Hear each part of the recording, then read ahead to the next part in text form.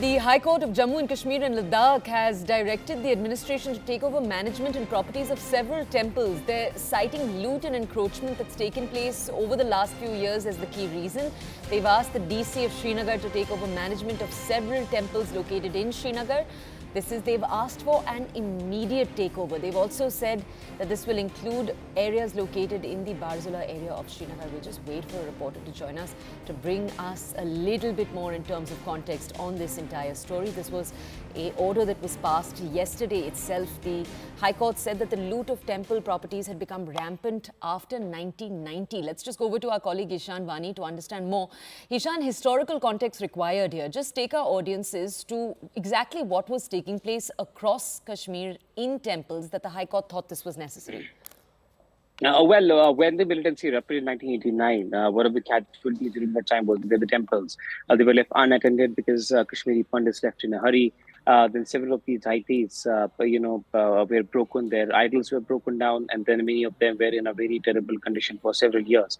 It was only after the intervention of the government that several of these temples were rebuilt, or their walls were once again rebuilt. It happened between 2014 to 2022, which is going on right now. But it has happening since very long time, but they were trying to renovate them. But the fact is that many of these temples today have been encroached. The allegations are that the temple land which belongs to the temple, or that particular person, or a person who was taking care of the temple, belonged to him. But because of the Kashmiri Pandits leaving Kashmir in a hurry, there was no one to take care of these temples. And the court, what yesterday said, is that during that particular situation, because of the fact that these temples were unattended, there was a lot of encroachment which has taken place on the premises or the land which belonged to the temple. And many of these mahants, and other people who were after that taking care of these temples, they have rented out some land and some properties. But in many of these cases now, what the court is doing is that they're directing the deputy commissioners of that particular district to look after the matters. Because there's already an act in the law where these migrant properties have to be looked after by the deputy commissioner of that particular district. And what essentially court is doing is that they're trying to tell the deputy commissioner that form a body which will take care of these temples, which will take care of the land and see if there has been encroachment. For example, you talked about the land of the temple in Barzula area of Srinagar, where around 159 canals of land, over which around 6 canals of land, according to the petition which we have accessed, shows that was given to the grandfather of Mia Koyum, who was the ex-bar council chairman in Kashmir. Around 5 to 6 canals was with him. Then he went to the court seeking relief. All of this was what the court said was the deputy commissioner should be looking after the affairs of these temples and see that if there is any encroachment which has taken place over the years.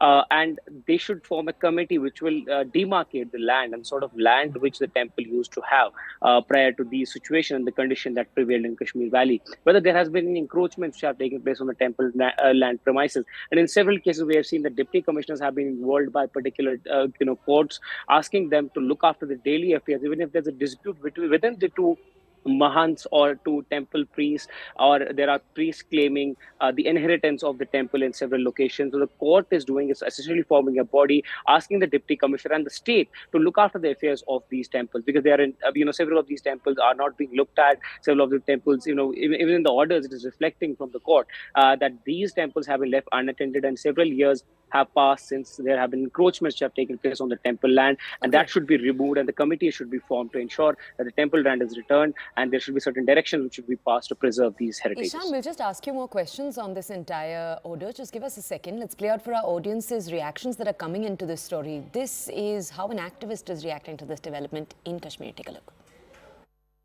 Kashmir के आतंकवाद में न सिर्फ 5 लाख लोग बेघर हुए, बल्कि सैकड़ों की तादाद में उनकी संपत्ति और मंदिरों पे अवैध कब्जे कर लिए गए। हजारों करोड़ों की प्रॉपर्टीज पे लैंड माफिया पॉलिटिशियंस की नज़र हमेशा रही है, और निरंतर प्रयास रहा है उनका कि किस तरह इन ज़मीनों को हथियाया जाए। जम्मू कश्मीर हाई कोर्ट के रिसेंट ऑर्डर्स वेलकम हैं और साफ दर्शाते हैं कि किस तरह भूमाफिया और पॉलिटिशियंस ने कश्मीरी पंडितों के मंदिरों की ज़मीन हथियाने का निरंतर प्रयास किया है। कई वर्षों से कश्मीरी पंडितों की मांग रही है कि टेम्पल एंड श्राइन बिल को पास किया जाए, जिस बिल में कश्मीरी पंडितों के मंदिरों के संरक्षण की बात करी गई है। जम्मू कश्मीर एडमिनिस्ट्रेशन से उम्मीद करता हूं कि न वो सिर्फ जम्मू कश्मीर हाई कोर्ट के ऑर्डर्स का तुरंत इम्प्लीमेंटेशन करें, बल्कि साथ साथ Jammu and Kashmir temple and shrine bill को इम्प्लीमेंट करें और इस तरह जो हज़ारों करोड़ों की जो धरोहर है कश्मीरी पंडितों की, उसका संरक्षण किया जा सके। Okay, let's go back to our colleague Ieshan to take a deeper dive into this entire story. Ieshan, if you could tell our audiences how wide the purview of this order is, estimated for our audiences, give us a broad number of how many temples will now come under the ambit. Well, it will be a landmark judgment because now other cases will take the cue from these judgments and see that how many temples' lands have been occupied.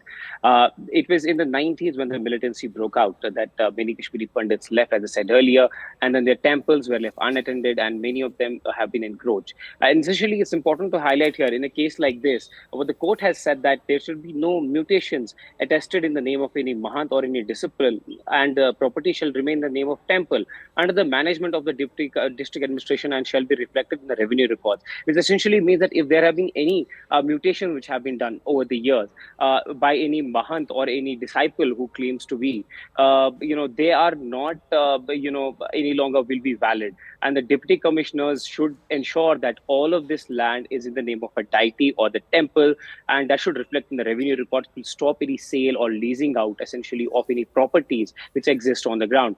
Now, what the court also interestingly said that, there are temple properties who are either being encroached or there are, the responsibility needs to be fixed. They're also looking at, the government should take steps. It's a high time, what the court said, that the government should take concrete steps to take charge of these temple properties so that they are saved from the further encroachments, and the appropriate action should be taken to ensure that they are free from the encroachment, and such property should be identified at the earliest. It has been over a month since these continuous cases and petitions are being heard by the court, where multiple petitions have also been filed by certain Mahants or certain priests who claim to be disciple of that particular temple. They have been also reviewed by the court, and in most of these cases, be it in Anantnag, Ganderbal, Baramulla, Srinagar, what the court essentially is doing, where there are civil matters, they are sending it to the civil court, but they are passing the direction for the deputy commissioners to look into the daily affairs. For example, in one of these cases, the deputy commissioner has been directed to open a bank account in the name of the temple and ensure that all the money is sent to that particular bank account to ensure that there is freeness, there is fairness, and all the property or the land which has been encroached upon. If some Mahant has given any agreements or he has, signed any papers, that they get null and void because of the fact that the government is saying that these temple land belong to the deity or the temple, and this should be looked into by the deputy commissioners. Ieshan, if I could just ask you to stay with us. Former Deputy Chief Minister of Jammu and Kashmir, Kavinder Gupta, is actually with us right now on the phone. Let's just go over to him for more context. Sir, thank you for joining us this morning on CNN News 18. So we were just talking to our colleague Ieshan Wani. He was bringing us historical context, what this judgment actually means for the people of Jammu and Kashmir, for the temples in this region that have seen, according to our colleague Ieshan, different kinds of vandalism take place over the last few decades. If you could just tell our audiences, sir, we heard right now from a Kashmiri Pandit activist who was saying that there is a shrine bill that they continue to demand, in which they continue to ask not just for protection, but many other things too. Do you see this, what the High Court has said yesterday, do you see it as in some way a piecemeal sort of agreement between what it is that the Kashmiri Pandit activists are asking for and what it is that the state can give? देखिए, जिस प्रकार से काफी समय से ये demand चल रही थी कश्मीर में मिलिटेंसी को देखते हुए कि वहाँ मंदिरों का जो रख रखाव है वो सरकार करे। ठीक है, यूं तो मंदिरों का रख रखाव ये अपने मंदिर की मैनेजमेंट कमेटीज के पास होना चाहिए, लेकिन यहाँ अगर आतंक का प्रश्न था, बहुत से मंदिरों को तोड़ा गया, जानबूझ करके किन लोगों की सपोर्ट रही और वो यहाँ से नामो निशान मिटाना चाहते थे। और काफी उन्होंने इसकी जो जगह थी उसको घेरने की भी प्रयास किया और कई जगह इन्होंने कंस्ट्रक्शन भी की है। और ये इस वक्त जरूरी है कि जब हालात नॉर्मल हुए हैं, जिन लोगों ने जो कल्प्रिट है या जिन्होंने इस प्रकार की कोशिशें की हैं, वो पूरा रेवेन्यू डिपार्टमेंट देख कर मंदिर किसके ये उसकी जगह कितनी थी, कहाँ पर स्थित था, और कईयों को तो मूर्तियां तोड़ी गई। अब स्वाभाविक बात है कि सरकार उसकी जिम्मेवारी है और कविंदर जी, सरकार आप उसको हमें ये भी बता सकते हैं, अभी हमें बताया जा रहा है कि टेररिज्म ही कॉज नहीं था, मिसमैनेजमेंट भी बहुत चल रहा था पिछले सालों में। आप हमें बता सकते हैं, आपने जितना देखा, उस मिसमैनेजमेंट का कारण क्या था?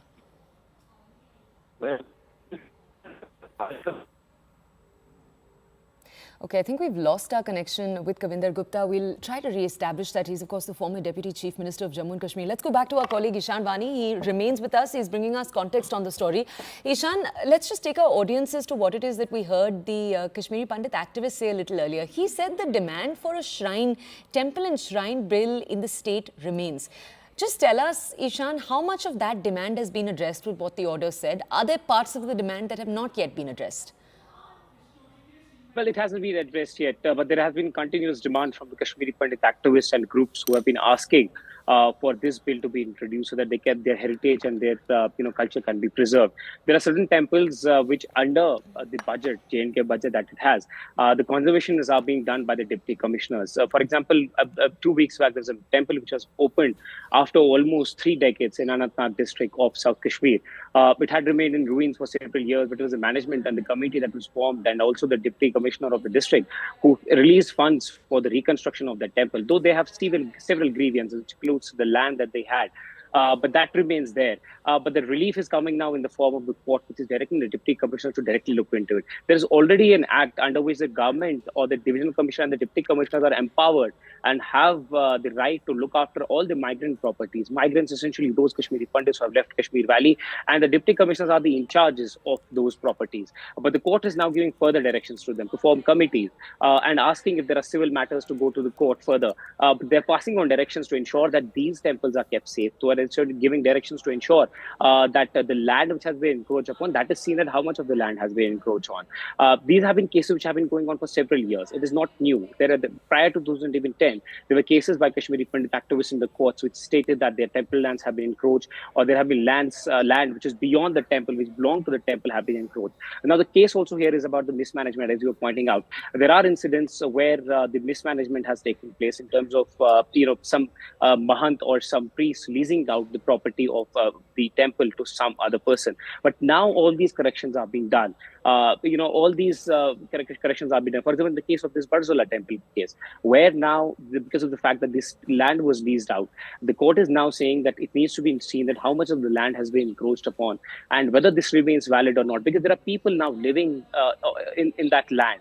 The 350 canals of land that is being talked about. It's a huge land. It's a huge property. It's spread over several acres, and that land will have to be seen that people who are living there, what can be done with them, because the Mahat or a priest generally had leased out that it's valid. The court says invalid, and in the revenue record it should be said that the land belongs to the temple, and the committee should be formed. The deputy commissioner should direct whether the committee should be formed or he should be looking at it. So there will be multiple layers to it now, since it has opened a whole lot of questions for the government to answer. One has to wait and see that what kind of response do foreign from the other Kashmiri Pandit organization, the political parties in the valley. Ieshan, thank you for giving us that comprehensive breakdown. Let's take